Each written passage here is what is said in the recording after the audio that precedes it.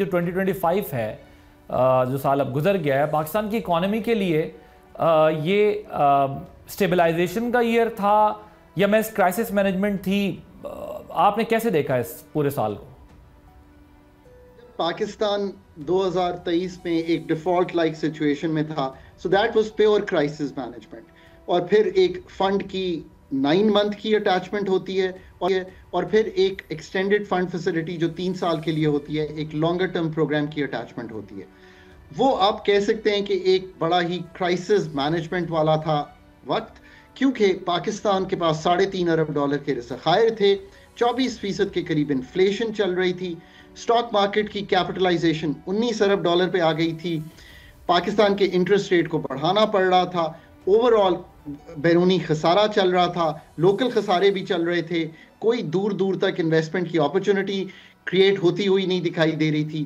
یہ 2 سال میں ایک سٹیبلائزیشن کا پروسیس شروع ہوا اور 25 کو آپ کہیں کہ جو سٹیبلائزیشن ہے اس کو سیمنٹ کر لیا گیا، بیکاز بیرونی خسارہ بھی سنبھلا، انفلیشن بہت 5-7% کے بینڈ میں آ گئی جو ہمارا ایک ٹارگٹ ہے آن دا میڈیم ٹرم.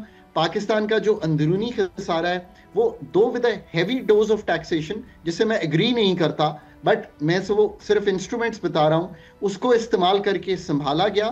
اور اگر ہم اپنے ایکسپینڈیچرز میں سے ڈیٹ سروسنگ نکال دیں تو جو کمائی ہے وہ مور دین جو خرچہ کیا جا رہا تھا. ڈیٹ سروسنگ کی 8,500 ارب ہے تو وہ ایک اتنا بڑا ایسٹیمیٹ ہے، اس کو نکال دیں تو یہ ایک پرائمری سرپلس آ گیا.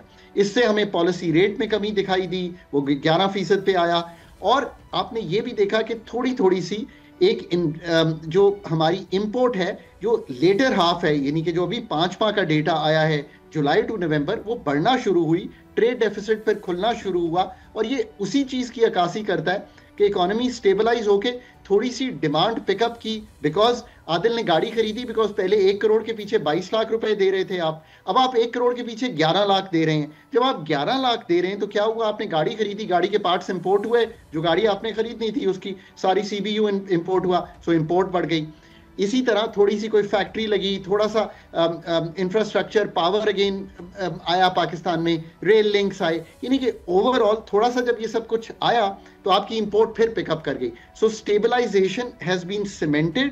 تھوڑا سا ٹیل ونڈز ملی، کس طرح سے کہ آپ کی گلوبل ٹیل ونڈز اچھی ہیں. پاکستان کا آئی تھنک تھوڑا سا جو اسٹیچر ہے وہ 10 مئی کے بعد وہ کون سا ملک ہے عادل جو امریکہ کے ساتھ، جو چائنا کے ساتھ، جو مڈل ایسٹ کے ساتھ ہنس کر ہاتھ ملائے، and you have the same tempo with all of them. So Pakistan came into a decently strong position. آپ کے the tables really turned vis-a-vis India.